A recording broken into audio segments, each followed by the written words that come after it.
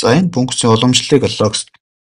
За тэгвэл хэдүүлээ нэг ийм зүйл зэ натурал логарифм e под x функцийн уламжлал нь e под x-ийн уламжлалыг хуваах нь e под x байдаг гэдэг санаа. За тэгвэл бид нарт y тэнцвэр натурал логарифм 5x-аас хасах нь 2x функцийн уламжлал.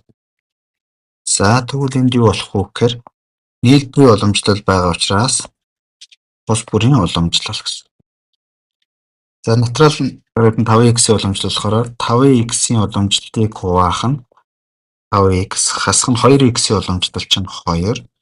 За ингээд 5x-аас уламжлал авчихаар 5 хуваах нь 5x хасах нь 2. За энд 5-ууд нь хураагдаад энд 1-ийг хуваах нь x-аас хасах нь 2 болно гэсэн. Ингээ бидний хариулт B хариулт байна.